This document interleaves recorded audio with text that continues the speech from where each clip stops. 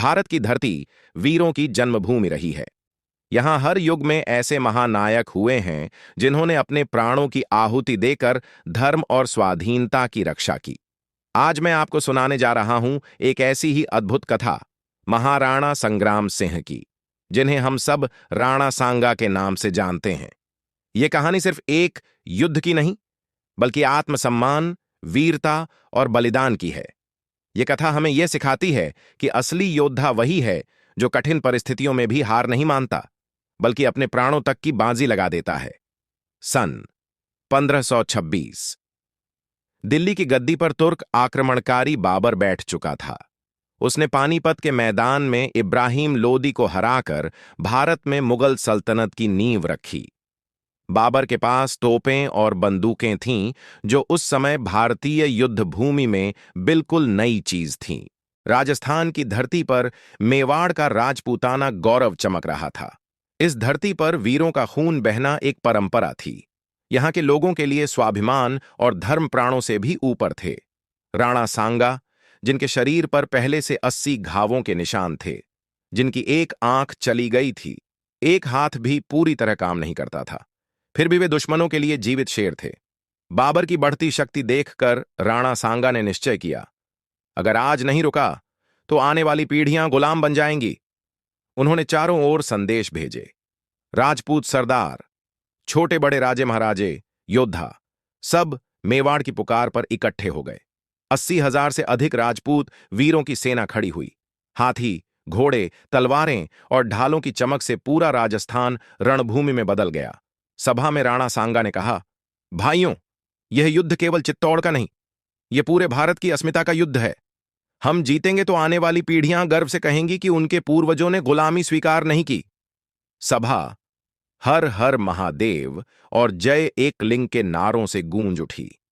मार्च 1527, खानवा का मैदान, भोर का समय। सूरज की पहली किरणें तलवारों पर चमक रही थीं। एक ओर बाबर की तोपों और बंदूकों से लैस सेना, दूसरी ओर राजपूतों की शौर्य गाथा।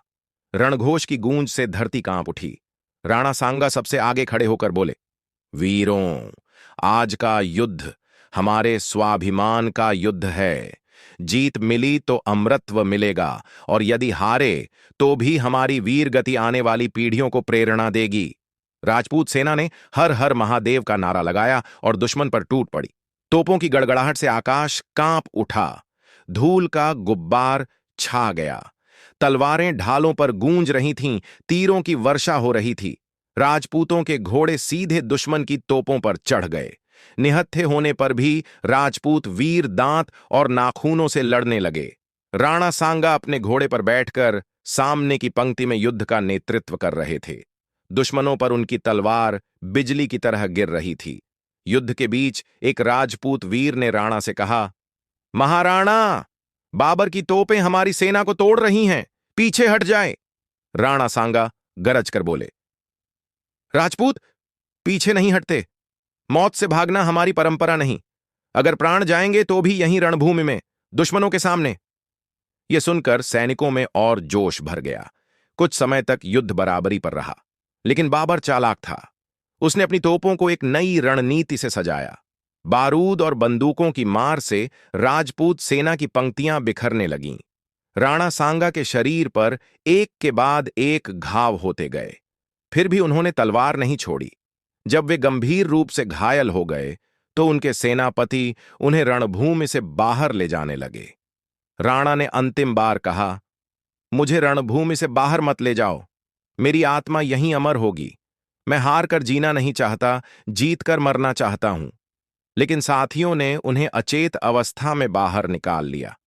युद्ध में बाबर विजयी हुआ, लेकिन यह जीत भी उसके दिल में कांटे की तरह चुभी, क्योंकि उसने पहली बार देखा था कि इतनी विपरीत परिस्थितियों में भी राजपूत मौत को गले लगाकर लड़े।